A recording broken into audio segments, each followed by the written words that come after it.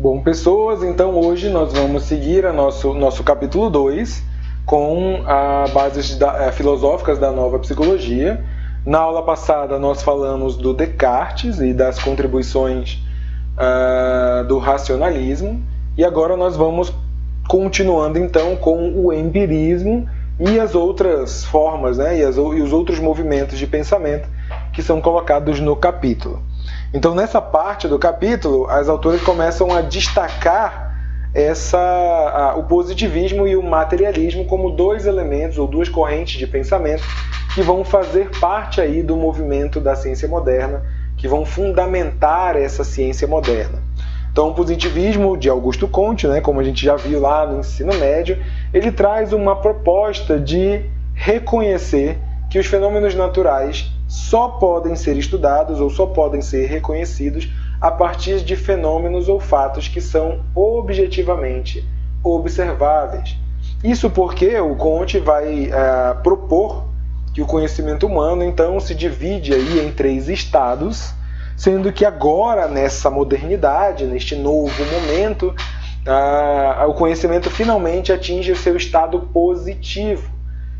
Também numa alusão de que, por positivo, é uma forma de conhecimento que, seguindo-se os preceitos da ciência moderna, ele não pode ser negativado, ou seja, ele não pode ser negado, sendo que outras formas de conhecimento, como a filosofia, como a religião, como qualquer outra forma de conhecimento, ela pode ser questionada, pode ser comprovada ao contrário, ela pode, de alguma forma, ser negada ou entrar nessa disposição negativa ou de contestação pelo conhecimento científico. O Comte vai participar de um movimento, e por isso essa noção do positivismo, de cada vez mais buscar a valorização do conhecimento científico e a separação deste conhecimento de outras formas de conhecimento. Tanto que é de Comte a afirmação de que a ciência atingiu o seu estado máximo e não precisa mais de nenhum outro tipo de conhecimento para se desenvolver. Ela tem em si todos os instrumentos, tudo que é necessário para desenvolver um conhecimento verdadeiro.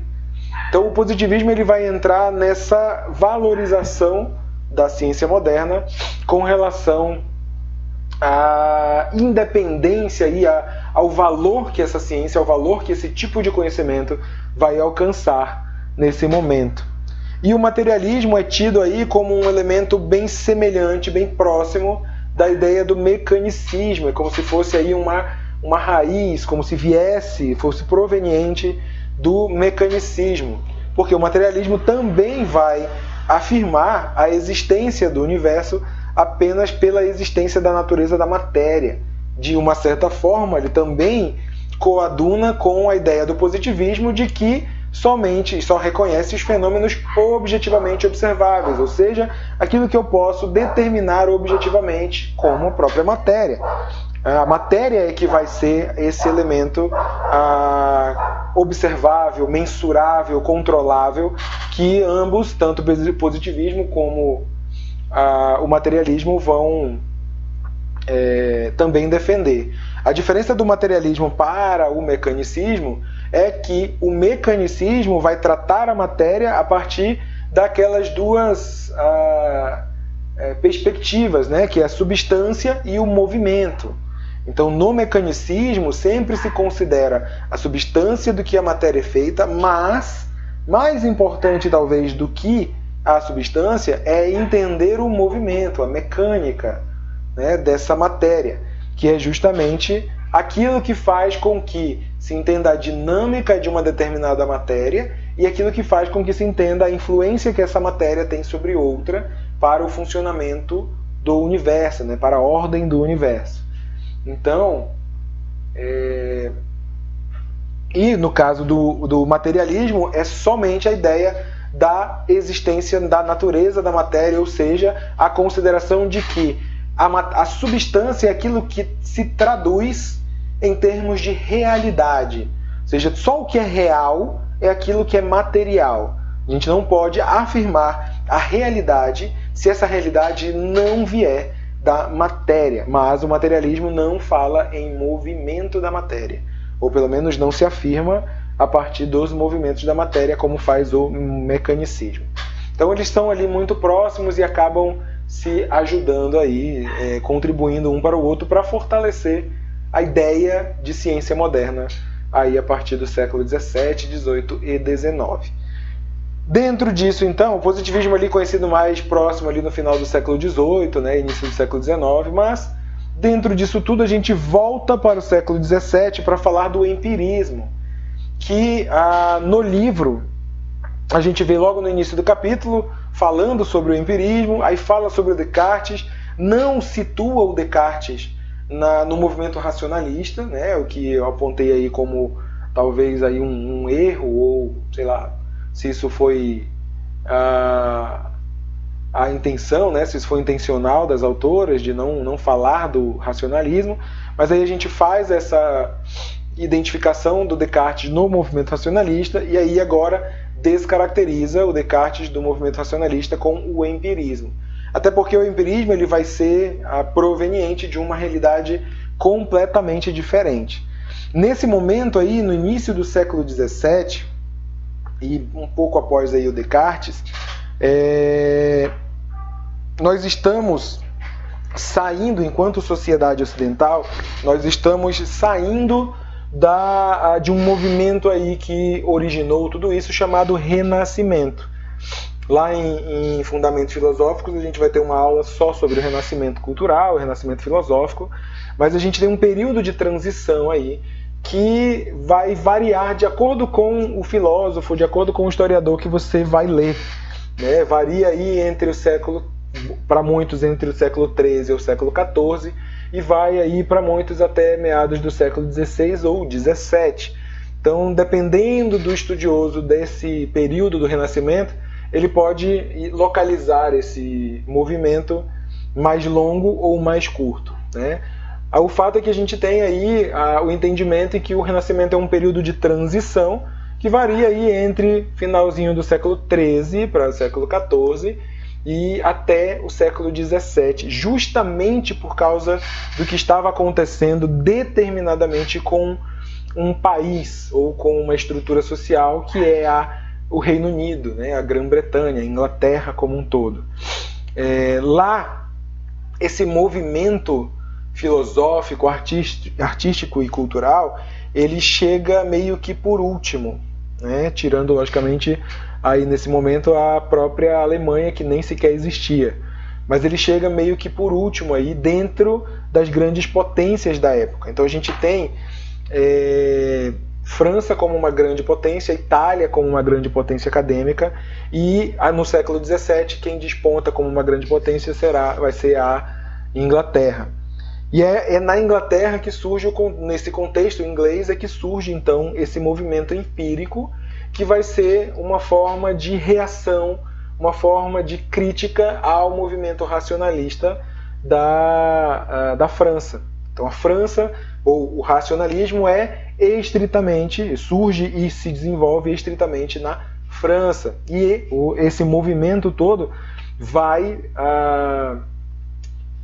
influenciar muitas outras nações, como por exemplo a própria Itália, a Espanha, e chega em determinado momento isso na Inglaterra, que ainda está vivendo aquele fervor do Renascimento. E a galera começa meio que a questionar e dizer assim, pera, mas não é isso que o reestudo das obras do Aristóteles, a ideia de um conhecimento vir a partir da própria coisa, os próprios movimentos do mecanicismo, do materialismo, do positivismo, se tudo é um fato objetivo, observável, se tudo que eu preciso estudar está na própria matéria, o que eu preciso conhecer está na própria matéria, como que estão indo agora para um outro caminho diferente e lá na França estão dizendo que não, que a matéria tem que ser meio que essa evidência da matéria tem que ser questionada e posta em dúvida e somente os fatos vêm da mente.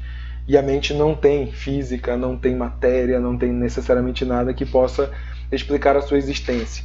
Então se começa a pensar e a questionar essa ideia vinda da França, e o empirismo surge justamente para dar uma importância maior para o conhecimento mediante a observação da natureza e a atribuição desse conhecimento à experiência sensorial. Então nós temos o empirismo como um fenômeno puramente inglês, na Inglaterra no século XVII, onde, ao contrário do racionalismo, nós temos a experiência como revelação direta da natureza. Então, que vem justamente a ideia do grego empíria, que significa experiência. E esses caras eles vão ressaltar a doutrina aristotélica e justamente por isso vão trabalhar com a ideia da experiência, dos dados da observação da natureza, do conhecimento estar ligado ao próprio ser ou à própria coisa, à própria matéria, a matéria tendo as suas qualidades para ser reveladas e a informação a partir das qualidades dessa matéria. Então começa um movimento contrário àquilo que o Descartes iniciou com o racionalismo.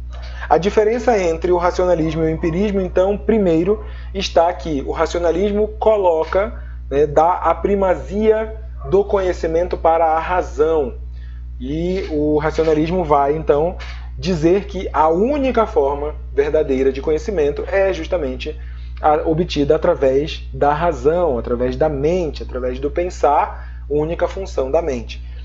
Mas o empirismo, apesar de... e uma coisa também, o racionalismo, ao fazer isso, ele acaba meio que descartando, o próprio Descartes faz isso, para trocadilho da palavra, o próprio Descartes descarta a ideia de que os sentidos ou o corpo pode contribuir para o conhecimento.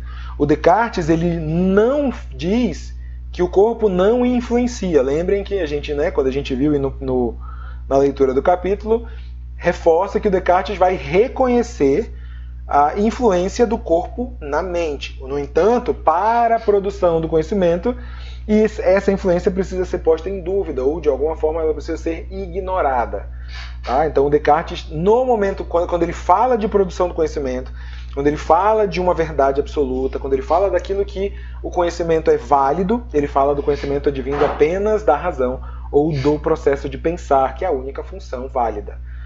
No empirismo, apesar de se falar da experiência como uma revelação direta da natureza, da experiência como elemento principal para a produção do conhecimento, não se descarta a razão.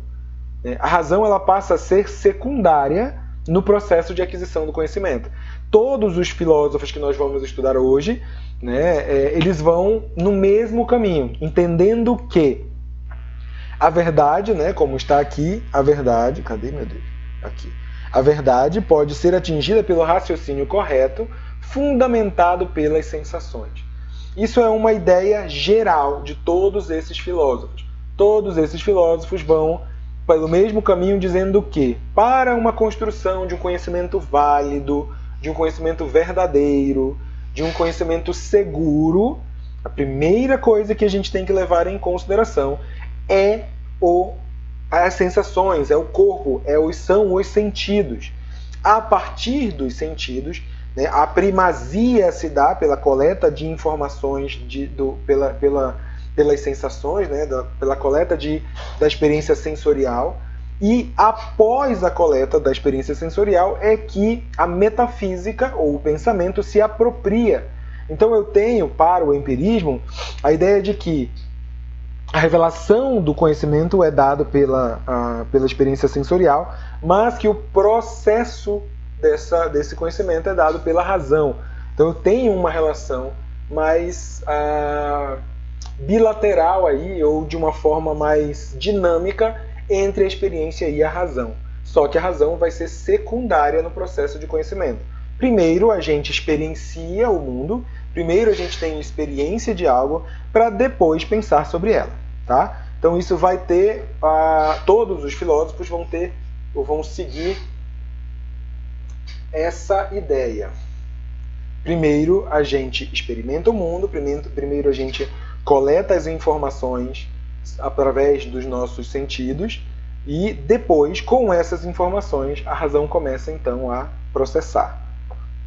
Bom, outro ponto importante, e aí a gente já está falando, esqueci de citar o Francis Bacon e o Thomas Hobbes. Eles não estão no livro, mas eu trouxe aqui mas para citar mesmo esses dois estudiosos, esses dois teóricos, que de alguma forma, eles, apesar de não serem considerados importantes para o empirismo, eles começam com essas discussões, e ambos, tanto Francis Bacon como Thomas Hobbes, eles falam sobre essa ideia, eles defendem a ideia de que a experiência vem primeiro e a razão processa a posteriori da experiência. E também falam da noção da linguagem, ambos vão discutir a noção da linguagem, que vai ser algo que vai também aparecer muito nos próximos filósofos, que é o uso eventual e convencional dos sinais. Para essa galera do empirismo, a linguagem ela não vai ser um produto da mente, mas ela vai ser um produto da experiência.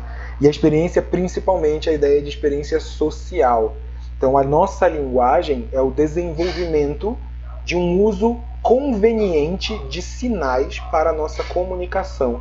Então, o fato de a gente utilizar letras, né, simbolicamente as letras, assim, como sinais gráficos, formando outra imagem do qual nós conseguimos reconhecer e, entre aspas, ler essa palavra, da mesma forma em que a gente consegue reconhecer a sonoridade das letras e a sonoridade das palavras e também reconhecer essas palavras. Isso tudo são dados do sentido, dados da experiência sensorial. Então ele é um uso eventual e convencional. A gente usa a linguagem convenientemente para a nossa razão ou para a nossa constituição de conhecimento, seja ele um conhecimento científico ou um conhecimento comum. A linguagem está a serviço dessa interação entre os sentidos e a razão. E só a experiência pode tornar então possível a comunicação que leva à razão humana. Sem a experiência, seria impossível a linguagem. Até aí tudo bem, gente? Bom, vamos seguindo então. O nosso primeiro grande autor citado é o John Locke. John Locke que vai ter dois grandes apelidos aí, ou dois grandes, como é que eu posso dizer? Duas grandes qualificações aí, que ele vai ser considerado o pai do empirismo e também é considerado o pai do liberalismo. O que primeiro começa então a falar ou baseia a discussão do liberalismo inglês. Mas nós vamos nos ater à ideia do empirismo e não vamos discutir aqui o John Locke político, ou o John Locke, como eu costumo dizer, o John Locke escroto, porque o John Locke é muito cruel no que ele escreve, principalmente com relação ao liberalismo. Não é uma posição contra o liberalismo, é uma posição estritamente contra o que o John Locke escreveu em algumas coisas. Mas vamos lá para o John Locke. O John Locke, ele vai então reafirmar tudo o que a gente já viu, né? Então ele vai reafirmar a ideia do conhecimento advindo dos sentidos, do qual a razão processa a posteriori. Só que ele vai dividir essas sensações, né, em qualidades primárias e secundárias. Então ele vai dizer assim que a experiência fornece como material, já que a experiência fornece o material para a mente processar ou para a razão processar, ela fornece de duas maneiras diferentes, que são as qualidades sensoriais primárias e as qualidades sensoriais secundárias. As qualidades primárias são quantificáveis, são mensuráveis, né? São dados objetivos e aí elas podem ser diretamente mensuráveis. E as qualidades secundárias são qualificáveis ou subjetivas. Em outras palavras, as qualidades sensoriais primárias elas são percebidas por todo mundo da mesma forma, da mesma maneira, né? Porque se eu olho para uma cadeira, eu digo uma cadeira, eu vejo todo mundo vê essa mesma uma cadeira da mesma forma, com o mesmo, provavelmente aí, se a gente for pesar essa cadeira, a gente vai chegar à conclusão do mesmo peso, ao mesmo número. Todas as qualidades que elas são quantificáveis, não tem como os seres humanos terem opiniões diferentes. Elas nos trazem informações diretas e de uma forma que são objetivas e não podem ser contestadas. As qualidades secundárias, por serem de cunho subjetivo, elas acabam, primeiro, não podendo ser quantificáveis. Por exemplo, a gente não pode quantificar o cheiro, ou a cor, ou o gosto de alguma coisa, mas elas são informações importantes, né? Inclusive tem uma citação do Galileu Galilei, que ele diz, acho que é do Galileu Galilei, ou é do Copérnico, agora me confundi um pouquinho, mas acho que é do Galileu, em que ele fala que mensure todas as coisas que são possíveis e transforme todas as coisas que não são possíveis em mensuráveis. Que é justamente o grande boom da época. Tipo, cara, a gente tem que botar tudo, toda a realidade em mensuração, em medição matemática. Né? E é isso que o John Locke está dizendo. Olha, a gente está ali, tem qualidades que são facilmente identificáveis como qualidades mensuráveis, mas tem qualidades que, né, não tem como a gente identificar, mas pelo menos não tão facilmente como qualidades que são quantificáveis. Aí vem os nossos testes psicológicos quantificando aí talvez os sentimentos ou algumas qualidades sensoriais secundárias. A gente vai ter sim essa tentativa de transformar em quantidade experiências sensoriais, como sentimento, como cheiro, como gosto, como som. Né? Então são qualidades aí para o John Locke que são subjetivas. Bom, para o John Locke também, a linguagem é uma necessidade do homem de se comunicar e de nomear as impressões e experiências. O John Locke, ele vai dividir o processo de aquisição e produção do conhecimento em duas etapas, que são as impressões e as ideias. Né? Então, as impressões são provenientes da experiência. É justamente porque esses caras eles vão meio que desenvolver a ideia do Aristóteles de que o ser humano é uma tábula rasa. Só que agora eles dizem então que o ser humano é uma folha em branco. E conforme as experiências vão acontecendo, nós vamos escrevendo, ou usando as palavras, nós vamos imprimindo essas experiências nessa folha em branco. Por isso que eles vão chamar a ideia de impressão. Essas experiências, elas não vão para essa folha em branco como uma forma de entendimento, elas simplesmente vão, elas são impressas, elas vão do jeito que estão lá, elas são impressas na nossa folha em branco. Então, do jeito que a experiência acontece, ela é impressa nessa folha em branco. Né? Então, nós temos as impressões, frutos das experiências ou, né, das nossas qualidades sensoriais. Assim, nomear é uma necessidade do homem de utilizar a linguagem em favor da compreensão dessa experiência. Nós nomeamos as experiências para que a gente consiga, então, identificar e até mesmo repassar de forma inteligível para o outro. Assim, quando a gente está lá, morto de amores, né, pelo crush, pela crush, a gente fala para o amiguinho, nossa, eu estou apaixonada. Então eu nomeei uma experiência de algo que eu estou sentindo, e aí o meu coleguinha, quando eu falo isso, ele consegue identificar isso e, inclusive, entender o que eu provavelmente esteja sentindo. Então é uma necessidade que a gente tem de dar nome às coisas que a gente passa com as nossas experiências para que a gente possa conseguir, então, se comunicar. Então a linguagem, mais uma vez, né, como todos eles vão falar, é uma necessidade de comunicação e uma necessidade convencional ao ser humano. Mas o Locke vai dizer que o conceito não pertence às coisas, mas sim ao intelecto do homem através da linguagem. Então, quando eu falo, por exemplo, de amor, esse amor, ainda que ele não seja uma ideia material, ele não pertence à própria, ou não existe a própria coisa como amor. Assim como eu olho para uma mesa e eu chamo essa mesa, eu nomeio esse objeto de mesa, esse nome não pertence à própria coisa. Esse nome é para que o intelecto consiga compreender as noções da realidade e eu possa transformar essa realidade em algo objetivo e comunicável e inteligível. Então a razão vai dar nome às coisas, vai dar nome às impressões, às experiências, tentando levar essas experiências a uma ideia geral, ou seja, uma ideia que todo mundo consiga entender.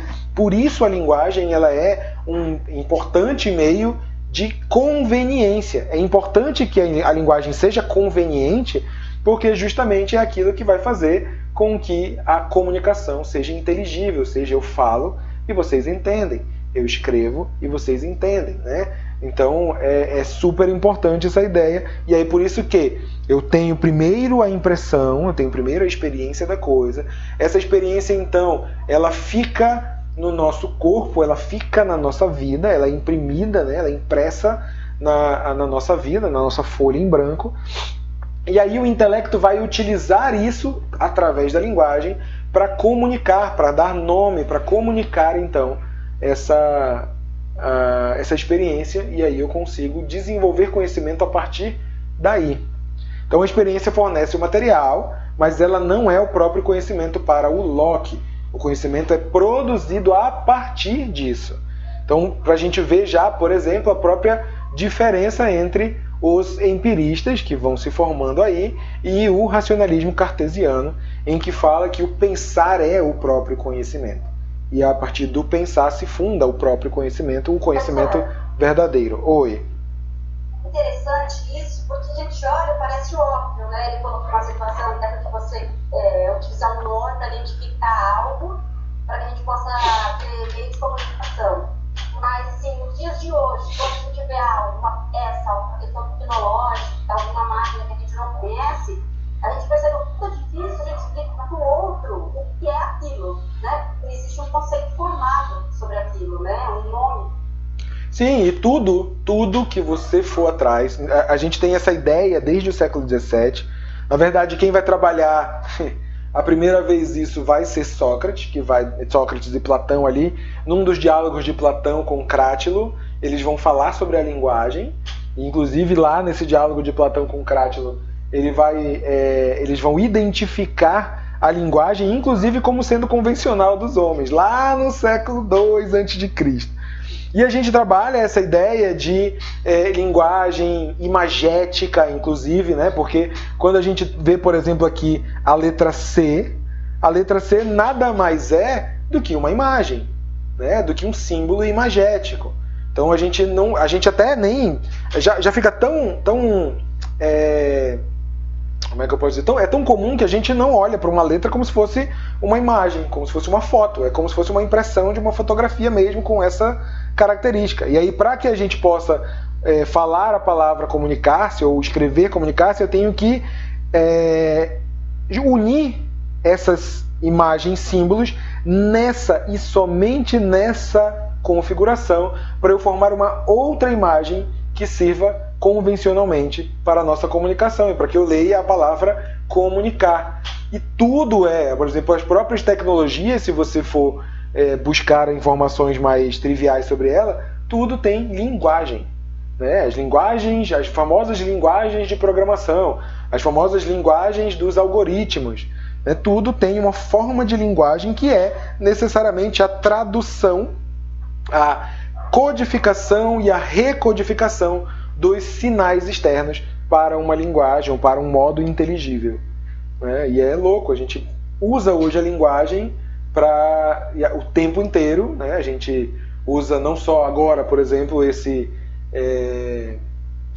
essa tecnologia para estabelecer uma linguagem, para estabelecer uma comunicação, a gente usa nossas redes sociais, a gente usa a linguagem o tempo todo, e isso passa meio que desapercebido pela gente, o quanto essa linguagem ela não está necessariamente, ela não é necessariamente nossa, mas ela dá nome, ela dá a possibilidade de a gente nomear as nossas experiências e o outro entender aquilo que a gente está falando.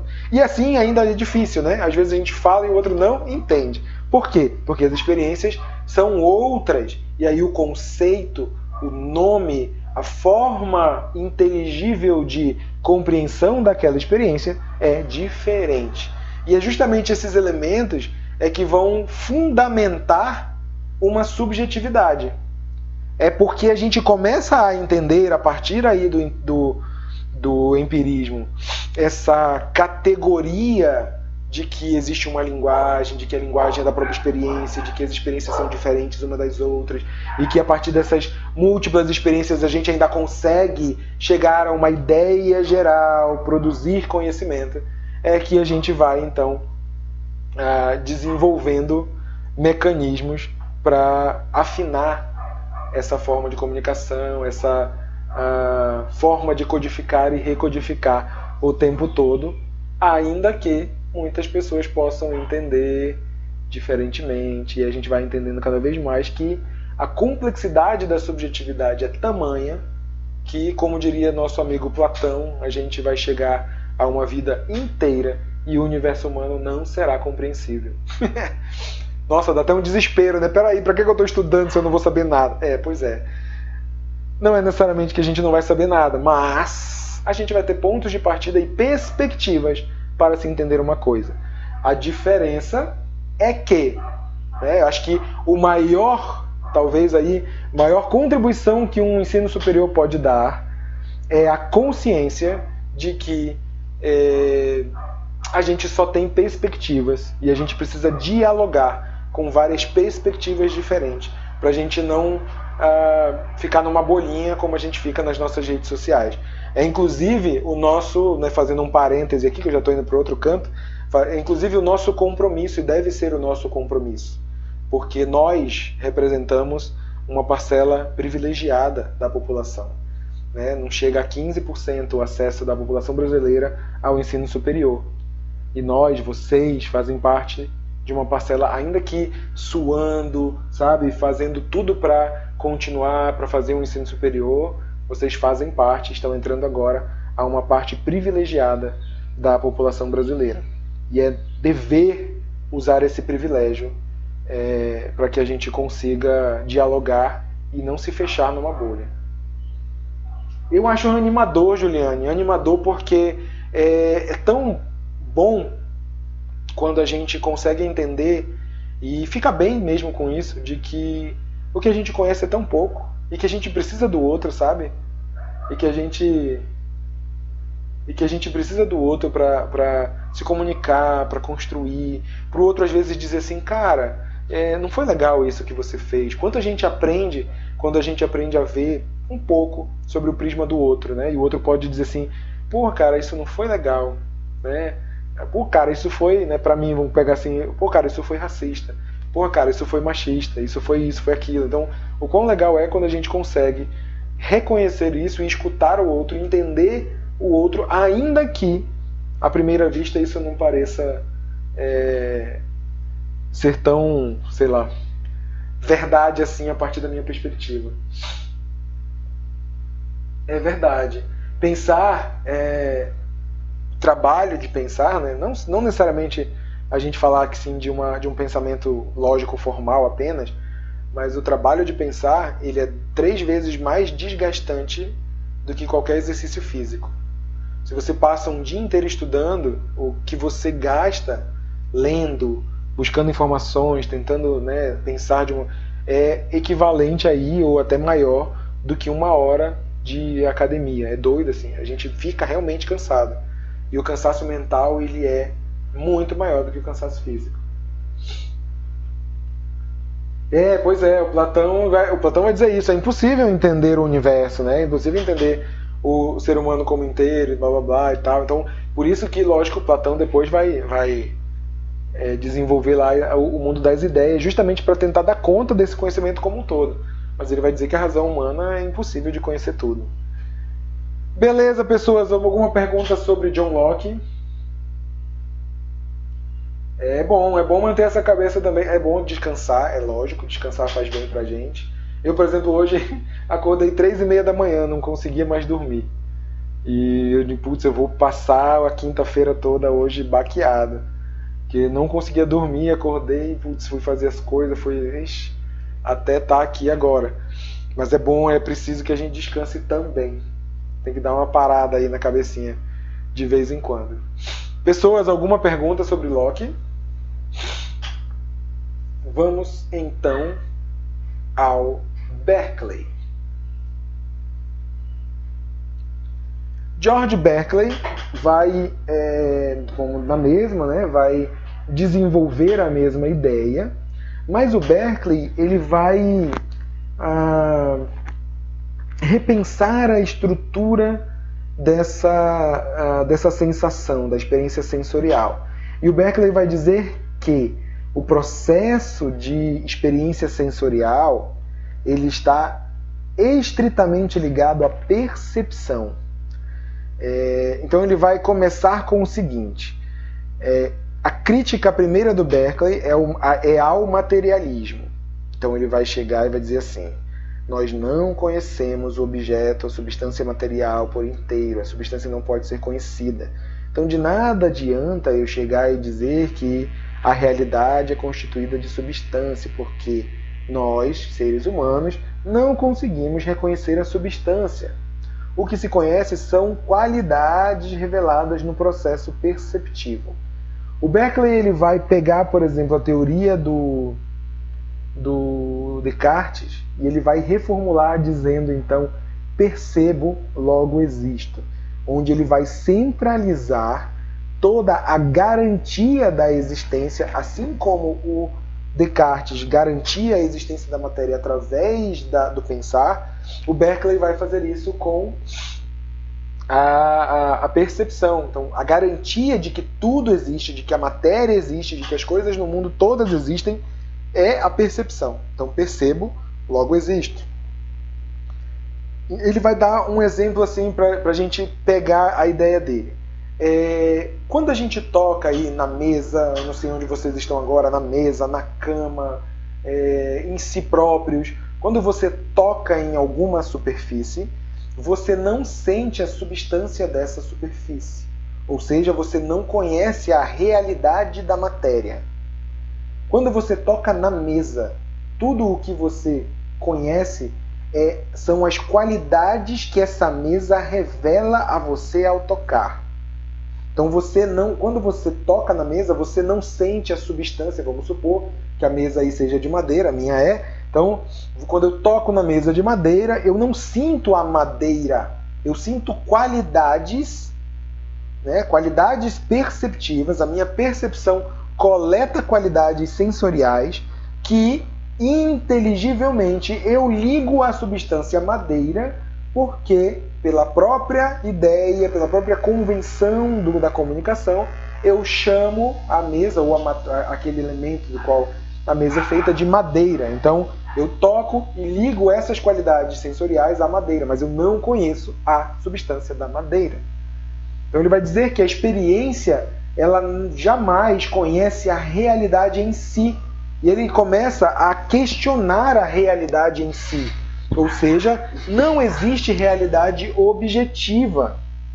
Por que não existe? Porque a gente não consegue perceber essa realidade objetiva. Então, só o que a gente percebe são qualidades reveladas na minha percepção, e somente na minha percepção.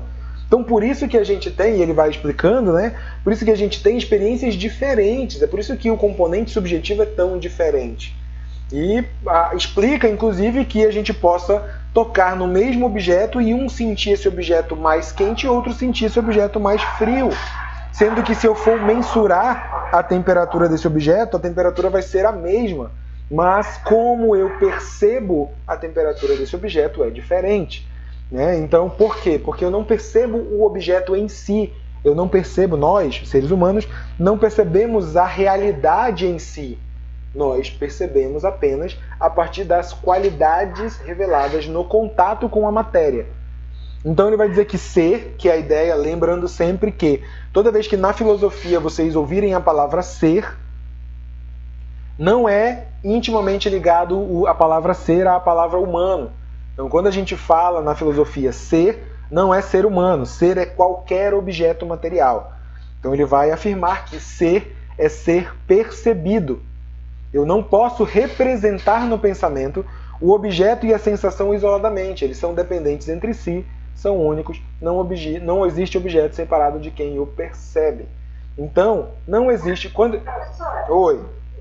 Isso quer dizer, por exemplo, se duas pessoas entram numa floricultura, uma delas tem deficiência visual, tá? Uhum. Então, se ela só vai saber que ela está dentro de uma floricultura, ela só vai existir uma floricultura para ela, porque ela ela vai sentir o perfume das flores. Ou qualquer outra forma de percepção. Sim, se ela tocar em algum lugar, né? Porque se ela não tiver algum dos sentidos, aquilo simplesmente não existe. Não, ela vai ainda, por exemplo, uma pessoa cega, ela ainda vai ter a percepção do mundo, mas ela vai ser uma percepção diferente daquela que enxerga. Mas a percepção daquela que não enxerga não é menos real daquela que enxerga. Todas elas têm uma percepção real, porque assim se compõe a realidade. A realidade se compõe pelo processo perceptivo e não pela existência objetiva da matéria. Então, quando eu falo, eu vou pegar seu mesmo exemplo e não sei se vocês já escutaram a historinha de um grupo de cegos que foi no zoológico.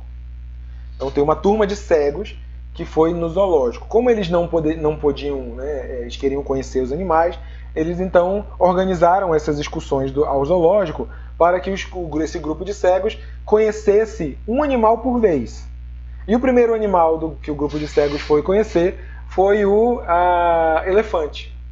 E aí vai o grupo de cegos, chega lá no elefante, um se direciona para a cauda, outro se direciona para a pata, outro vai para debaixo da barriga do elefante, outro vai para a tromba, outro vai para a orelha, e cada um começa a tatear o elefante. No final, então, do passeio, né, se pergunta, então, o que era o elefante para esses cegos. E aí o cego que estava lá na tromba vai dizer, o elefante é um animal roliço, né, meio cilíndrico e que se mexe muito. Não, mas realmente, o outro que foi lá para a pata vai dizer, realmente, é um animal muito roliço, mas ele não se mexe, ele ficava parado e quase eu não consigo, né, tateá-lo direito, porque ele era muito grande. E aí cada cego vai dar a sua perspectiva por onde ele tatuou. Ele fez o processo de tateamento, né? E então, assim, o que o Berkeley diria é que nenhum daqueles cegos ele conheceu uma realidade diferente. Ele conheceu necessariamente a realidade a partir do processo perceptivo dele. Tudo aquilo que essas pessoas conheceram por perspectivas, por pontos de vista diferentes, são reais. É por isso que uma pessoa, por exemplo, vou pegar um exemplo bem mais polêmico aí. Uma pessoa que ela está numa situação de abuso, ela não consegue perceber esse abuso por uma perspectiva de uma outra pessoa que está fora dessa relação, que está fora dessa relação de abuso. Por quê? Ali dentro, a forma como ela percebe a realidade da sua vida é diferente daquele que olha essa realidade por outra perspectiva. Existem uma verdade que é maior, então quem está percebendo a realidade de fora é melhor, é mais inteligente, é mais sagaz, é mais não sei o que do que aquela que está ali. Aí eu tenho isso, inclusive, moralmente me dá o direito de dizer que a pessoa é burra, que a pessoa não sai dali porque ela não quer. Não, gente, aquela realidade é completamente, dentro dessa perspectiva, é completamente aceitável. Por quê? Porque essa pessoa não vê o conjunto de experiências dela, ela não percebe a vida dela de uma outra forma que não daquela. Eu não estou falando aqui de moral. Então vamos deixar essa pessoa assim. Não.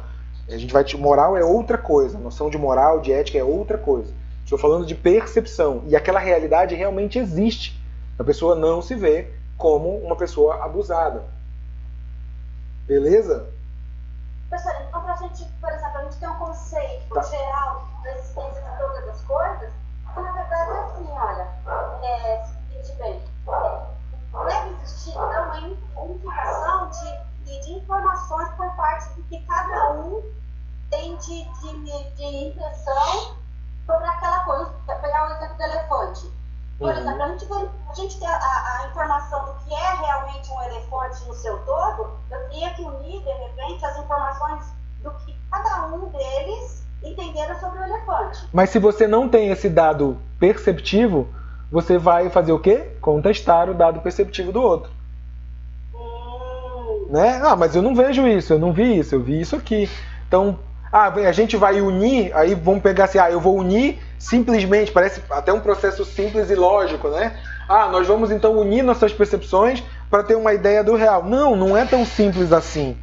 Né? O que a gente vai tentar garantir? A gente vai tentar garantir na comunicação para o Berkeley que aquilo que eu percebo seja colocado aqui, ó, nessa afirmação dele, ó, depois de percebida, essa coisa percebida não passa de um conjunto de ideias. E aí, como um conjunto de ideias, eu consigo comunicá-la. E aí eu posso garantir que as minhas qualidades perceptíveis, né, percebidas, sejam um conjunto de ideias e possam ser comunicadas para o outro e o outro me entenda que a minha realidade, ou que a realidade da coisa que eu participo é assim. Num determinado, lógico, Rodrigo, tá tudo lá no ambiente online, tá? No Moodle. Vamos pegar, por exemplo, um processo terapêutico. O processo terapêutico se baseia justamente nisso, né? A grosso modo. Vai uma pessoa no consultório, ou vai uma pessoa lá onde o psicólogo atende, e ela vai trazer a perspectiva das qualidades dela, das qualidades perceptivas do mundo dela. Então, quando ela começa a falar no consultório, quando ela começa a trazer a ideia dos problemas, das coisas que ela quer ali discutir na terapia, o que o psicólogo tem de efetivo? O psicólogo tem uma verdade absoluta, imutável, ele precisa garantir que essa pessoa realmente esteja falando a verdade, e aí ele vai confrontar essa pessoa para descobrir se ela está falando a verdade ou se ela está mentindo? Não. O psicólogo precisa partir, e ele só tem isso, de que aquilo que é comunicável, ou seja, o conjunto de ideias que essa pessoa tem, estão de acordo com como ela percebe o seu mundo. E é a partir daí que a gente vai, mediante qualquer que seja a teoria, é a partir daí que a gente vai agir.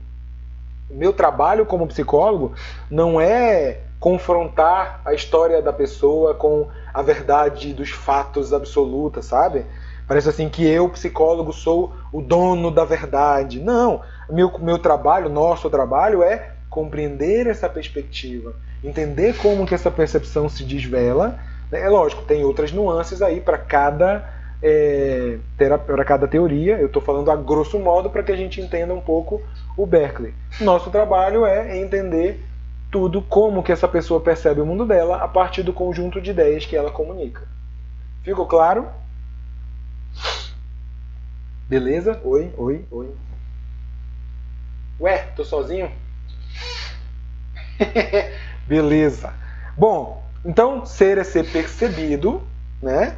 Ser é ser percebido. A percepção, ela é, para o Berkeley, a maior dos processos, aquele que garante, né, esse mundo pra gente.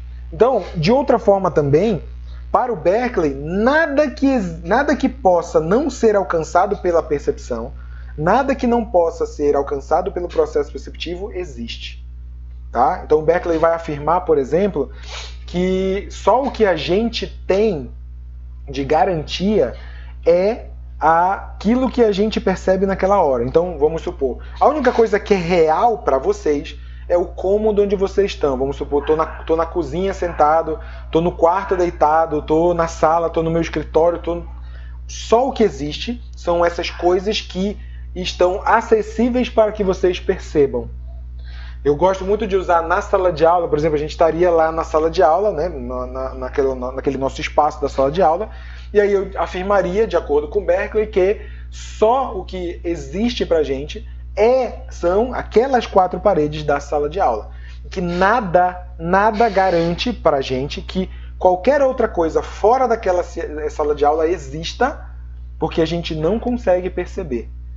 Então isso seria o que o Berkeley afirmaria. Só o que existe, porque não existe realidade objetiva, não existe nenhuma garantia de que essa realidade objetiva exista. Então só existe o que a gente percebe. Aí eu gosto muito de brincar também na sala de aula, eu pergunto ali na sala quem é que tem namorado, quem é que tem namorada, e aí com a pessoa que levanta a mão, eu faço a fatídica pergunta: onde está o seu namorado agora? Onde está a sua namorada, o seu marido, a sua esposa? E aí a pessoa tenta então explicar onde estaria, e aí o Berkeley perguntaria: quem garante?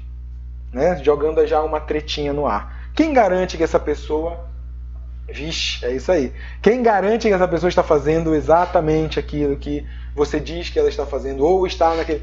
Nada, porque não existe realidade objetiva, você não está percebendo as coisas naquele momento. Né? Então fica...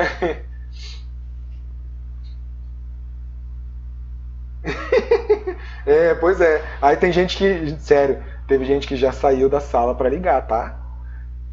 Às vezes eu tomo um certo cuidado para fazer essa brincadeira na sala, mas eu gosto muito de dar esse exemplo.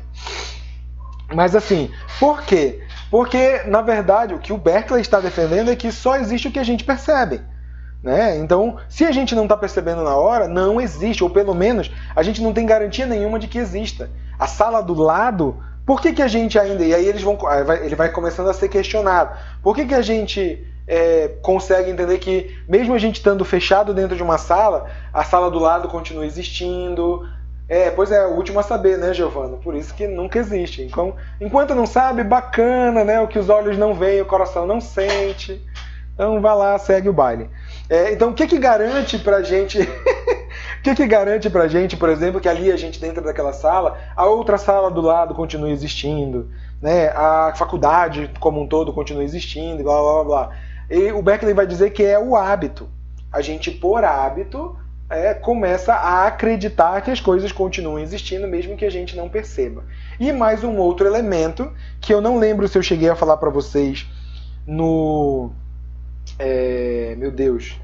no Descartes, é que o Descartes ele vai elaborar uma terceira dimensão. Eu lembro que no vídeo sobre Descartes tem, mas eu não lembro se eu falei para vocês na aula passada.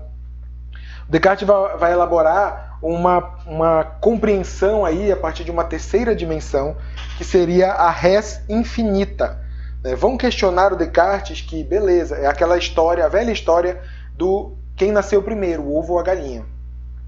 E aí vão questionar o Descartes.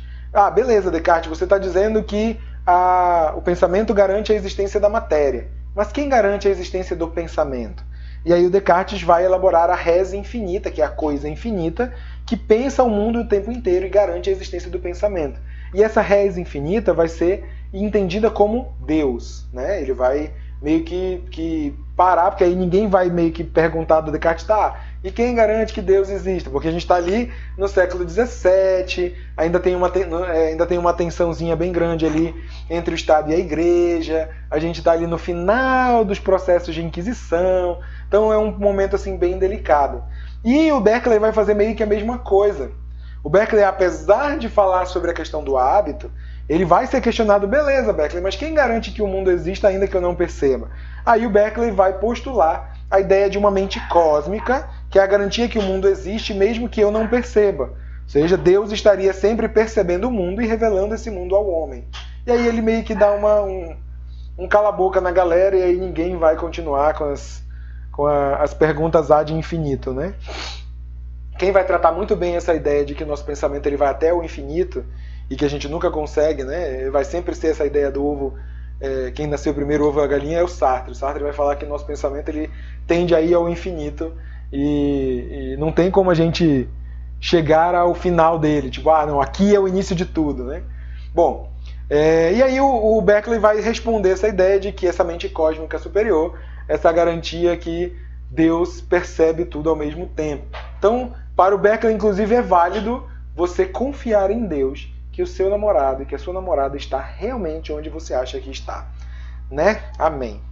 Então, o sujeito vai se formando ao longo da vida, justamente aquela ideia de que nós vamos imprimindo as nossas experiências ao longo da vida e formando a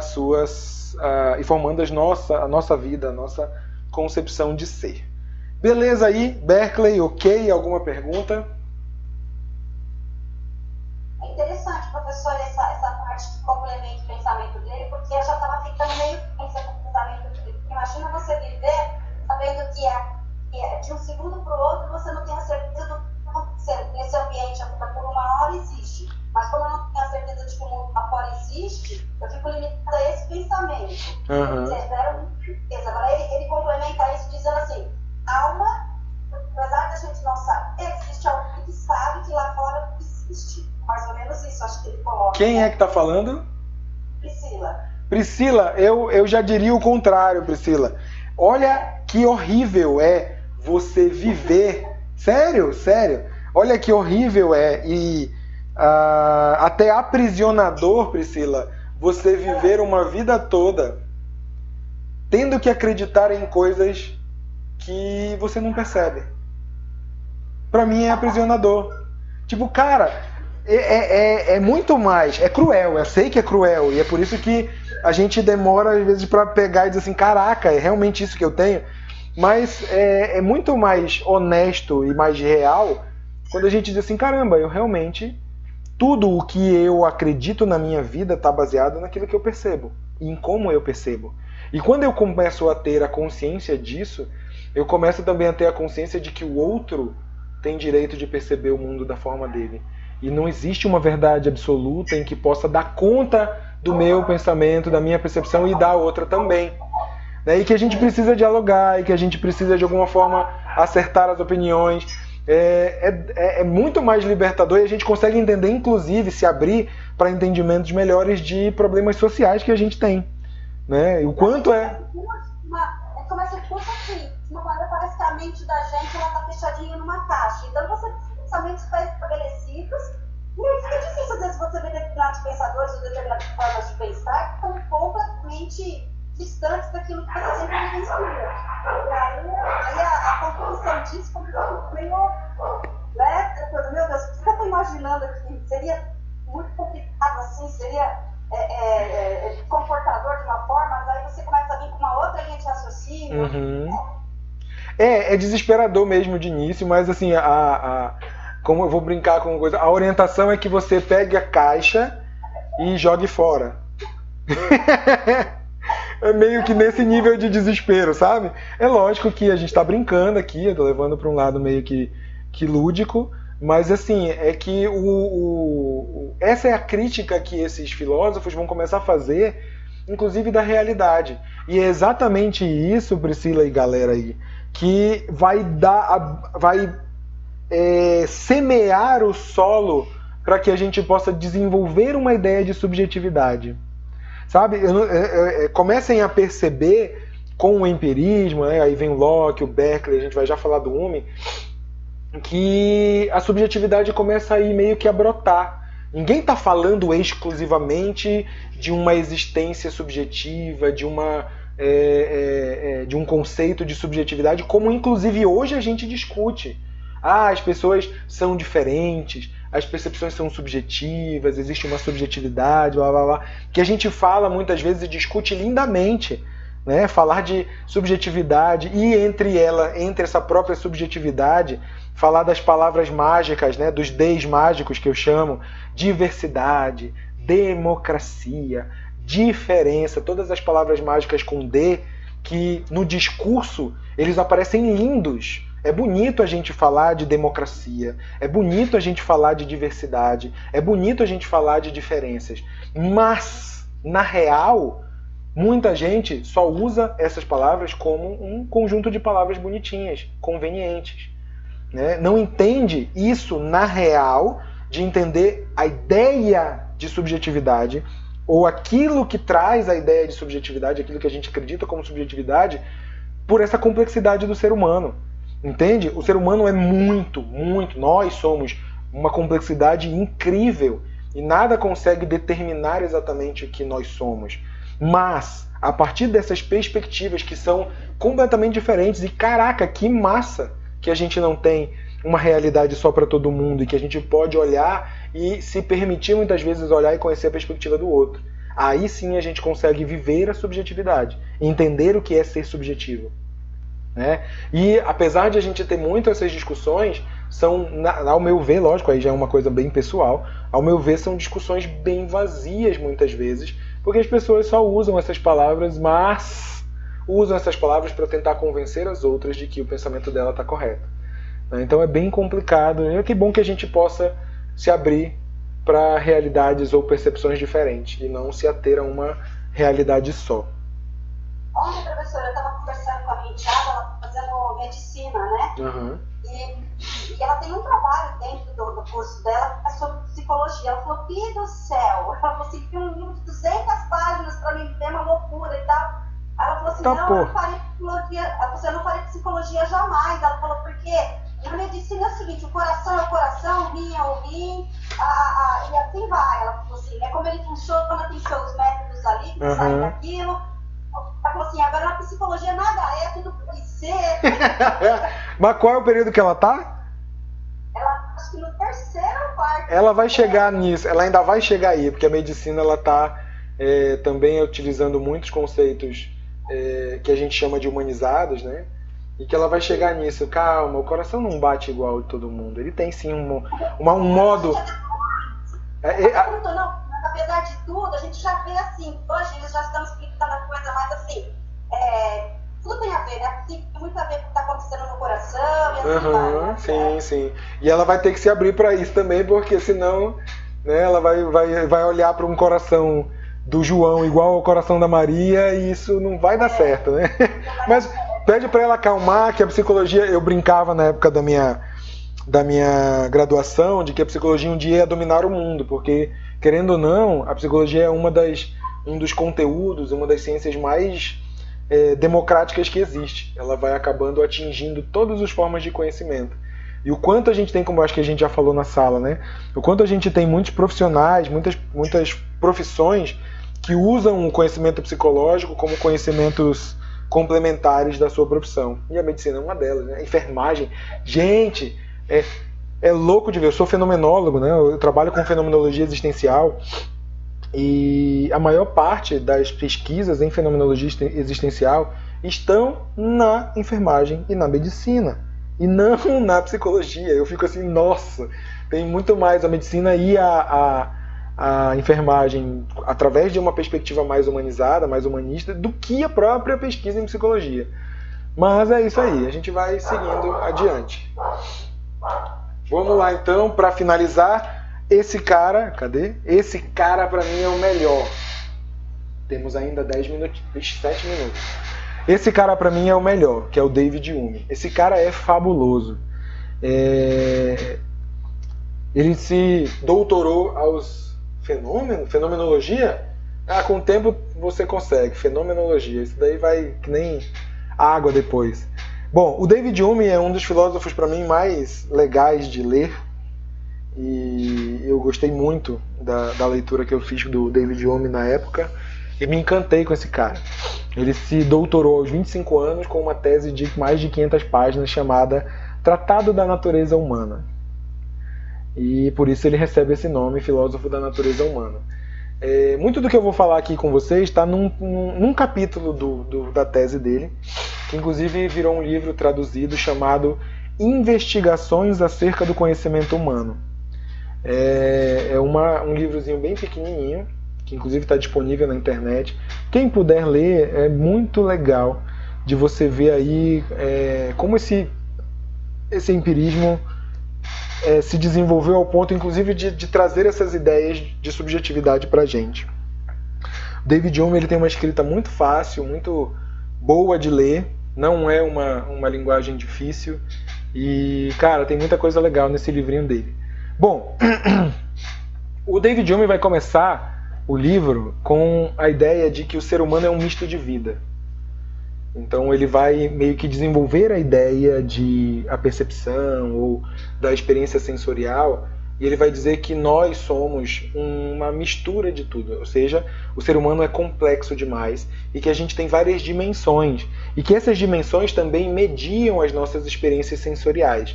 Então nós temos a dimensão racional, social, ativa, laboral, emotiva, fraternal, vivemos em família, entre amigos, na igreja, na escola. Então nós temos várias dimensões de vida, nós somos esse misto de vida e cada uma dessas dimensões também influencia na forma como as experiências são coletadas.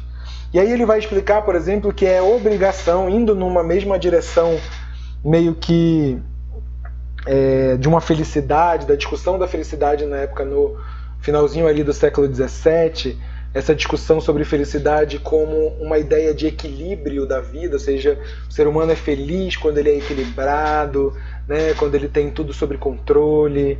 Então ele vai ir na mesma direção, ele vai dizer assim, nossa responsabilidade é manter esse misto de vida equilibrado, ou seja, o homem tem que desenvolver essas dimensões, a sua dimensão racional, a sua dimensão social, a sua dimensão afetiva por igual, né? E aí se por um acaso ele vilipendia, ele ignora uma das dimensões e ele dá mais atenção para a dimensão racional, por exemplo, e ignora a dimensão emotiva, ou o contrário também, né? Vai dar mais atenção à dimensão emotiva e ignora a dimensão laboral do seu trabalho. A natureza vai punir esse ser humano com a melancolia. E melancolia é o nome dado, na época, à depressão.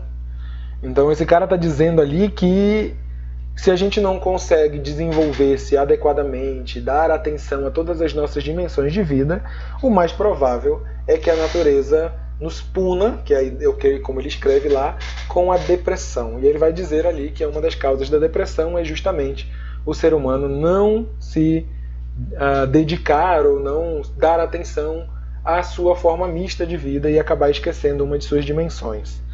Ao mesmo ponto, ele também termina esse capítulo dizendo que a filosofia e a ciência precisam entender de tudo isso e que todo conhecimento proveniente da filosofia e da ciência deve ser de interesse útil para a sociedade e para o ser humano.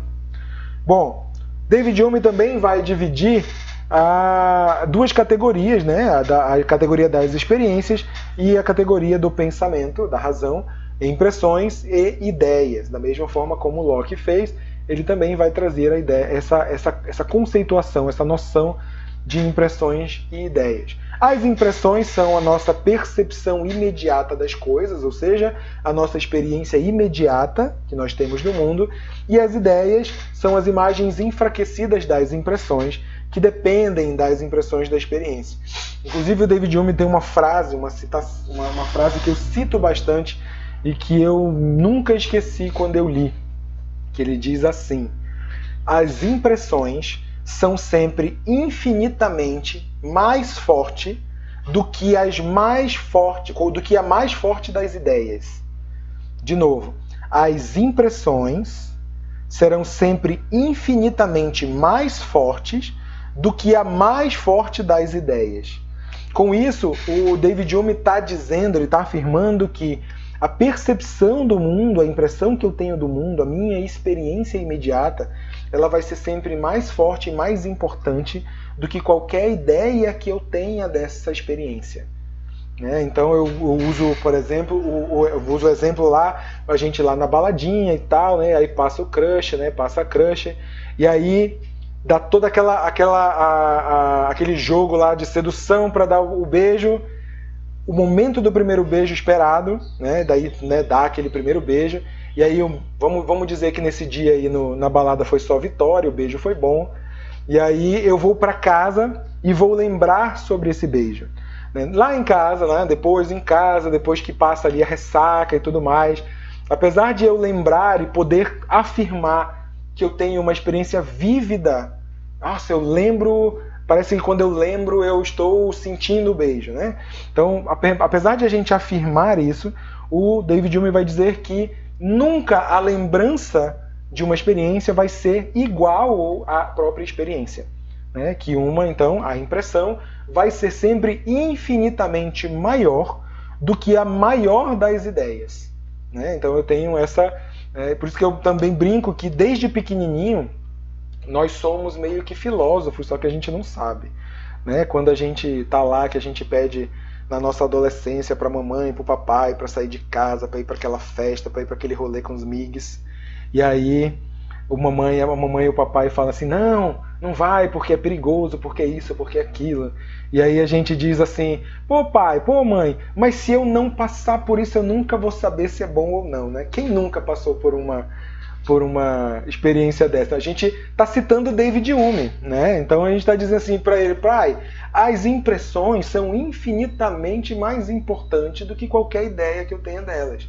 Então, da próxima vez, se vocês ainda precisam pedir aí do papai e da mamãe para sair, citem o David Hume. Que aí o papai e a mamãe vão dizer, caraca, esse moleque, essa menina tá estudando, então vai lá, meu filho, você merece estudar, você merece ir um pouquinho para a balada, porque você está estudando bastante. De olha, papai, de acordo com o David Hume, né, as experiências elas são sempre mais importantes do que qualquer ideia que eu tenho dela. Fala pra filha, Priscila. Aí, explica o David Hume pra ela. Mas tá vendo como a gente é meio filósofo, assim, desde pequeno? Só que a gente não sabe, a gente vai encontrando aí essas filosofias depois ao longo da vida. Bom, para finalizar, vou pedir mais uns minutinhos de vocês só pra gente falar dos princípios de conexão. Então, o David Hume ele vai explicar a categoria do entendimento humano. Então, as impressões, no mesmo sentido, as impressões vão fornecer o material para o pensamento e, através disso, as ideias se formam. É a mesma relação. Só que, para o David Hume, ele vai dizer que Porra, João. Ai, meu Deus. Peraí, deixa eu voltar aqui agora. Me desconcentrei. Para o entendimento humano, né, para o ser humano entender algo, o pensamento ou as ideias, elas vão ter princípios de conexão, ou seja, que fazem com que essas ideias sejam conectadas para formar uma outra ideia. Então, assim, a impressão vai formar uma ideia e as ideias também podem formar outras ideias e aí por diante, tá? Então, existem princípios de conexões entre essas ideias para formarem categorias de ideias mais gerais. O primeiro princípio é a semelhança. A semelhança é justamente a categoria do entendimento de que todo o pensamento se assemelha a uma experiência e uma ideia anterior para poder compreender esse mais imediato. Então, quando a gente tem um contato com algo novo, por exemplo, o nosso pensamento, a nossa razão, ela tenta buscar uma experiência anterior, uma ideia anterior, para tentar, por semelhança, entender essa nova experiência. Como exemplo, eu peço para vocês pensarem num Paranauaçu. Pensem num Paranauaçu, quem puder escreva aí o que é um Paranauaçu. Então, o que acontece? Quando vocês entram em contato com essa nova palavra, né? A maioria aí provavelmente nunca escutou essa palavra Paranauaçu, a cabecinha, a ideia, né, o pensamento vai tentar buscar aí alguma imagem, alguma coisa que permita você entender essa palavra nova. Isso é o princípio de conexão da semelhança do David Hume. O pensamento ou o entendimento vai sempre buscar uma semelhança Priscila, um nome de pássaro e tal. Então, o que aconteceu com a Priscila? O entendimento dela buscou assemelhar a palavra, talvez a uma outra palavra também difícil sobre um pássaro, ou que pudesse ali assemelhar a imagem de um pássaro, para que ela entendesse essa palavra nova, essa experiência nova, a partir dessa experiência antiga. Então, esse é o princípio de semelhança. Quando eu falo, por exemplo, que Paranauaçu é o nome indígena para o rio Amazonas, que é lá da minha terra, né? Paranauaçu significa rio, Paraná, rio, Açu, amarelo. Então seria o rio amarelo, ou o rio dourado, que é o nome indígena para o rio Amazonas. E aí você já consegue, então, utilizar outras categorias de entendimento para relacionar já a palavra ao rio, e aí imagina a ideia do que você tem do rio. Quem nunca foi para o norte, né? Só viu lá através das reportagens ou das fotos, e aí tenta imaginar esse rio amarelo. E não necessariamente consegue imaginar como ele realmente é. Então esse é o princípio de semelhança. O segundo princípio é o princípio de contiguidade, que também tem o mesmo entendimento de continuidade, tá? Então, contiguidade e continuidade é a mesma coisa. Significa dizer que o pensamento nunca se encerra nele mesmo. Então, o pensamento, por exemplo, se eu peço para vocês pensarem numa geladeira, então vocês vão pensar na geladeira, logo vocês vão pensar na geladeira da cozinha de vocês, e aí vão pensar o que tem dentro dessa geladeira, ou vai lembrar da geladeira na cozinha de vocês, ou lá na loja, porque vocês querem comprar uma geladeira nova, e blá, blá, blá, blá. O pensamento nunca se encerra na própria geladeira, ele continua. Então eu nunca vou conseguir encerrar, acabar o meu pensamento.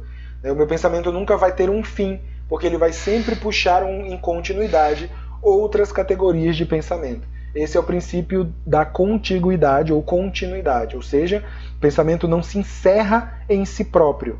Em primeiro ponto, ele sempre, tudo que eu penso, ele nunca está livre no espaço, né? Ou ainda que eu diga assim, nossa, não, mas eu consigo pensar na geladeira livre no espaço. Aí vamos supor que esse livre no espaço seja uma simples tela em branco e a geladeira está flutuando nessa tela em branco. A tela em branco é o contexto, é o cenário do qual eu estou pensando nessa geladeira, ou seja, eu não consigo pensar só na geladeira.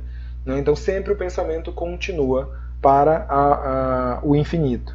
E por último, o princípio de conexão é o princípio da causalidade, que é a relação entre causa e efeito.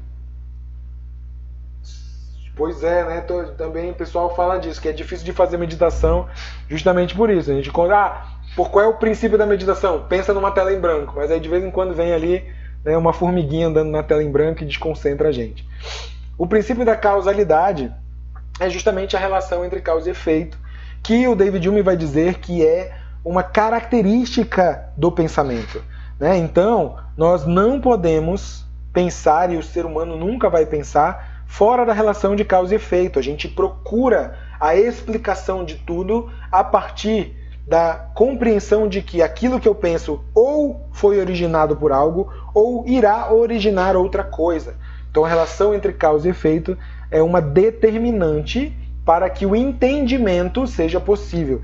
Lembra que o David Hume vai falar de entendimento, ou seja, como o ser humano consegue entender o conhecimento.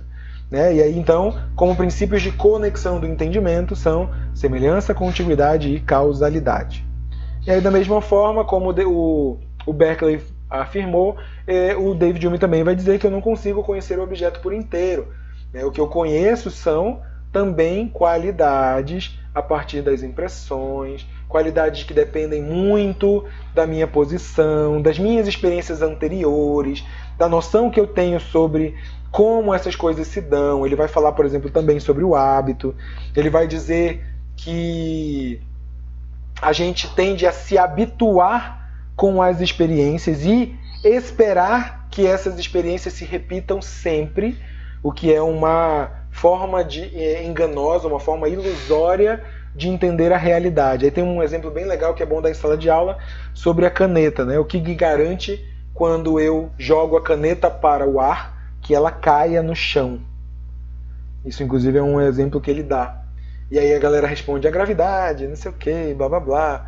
E aí o único ponto que o David Hume vai dizer, a gente vai buscar explicação muitas explicações para isso. Mas a única coisa que realmente garante é o hábito. Por quê? Porque eu posso nunca ter ouvido falar em uma teoria da gravidade. Mas, pelo fato de eu já ver muitas vezes a caneta sendo jogada e caindo no chão, eu habitualmente espero que essa caneta repita o mesmo procedimento todas as vezes que eu ver uma experiência semelhante. Né? Então, ele vai dizer, eu posso dar milhões de explicações possíveis, mas o que garante realmente é o hábito, porque eu conheço, que eu já participei já passei por essa experiência e ela continua sempre respondendo da mesma forma. Beleza, galera? Então, na próxima aula, falamos sobre o David Hartley, James Mill e o John Stuart Mill, finalizando o capítulo 2 e já iniciando o capítulo 3. Beleza?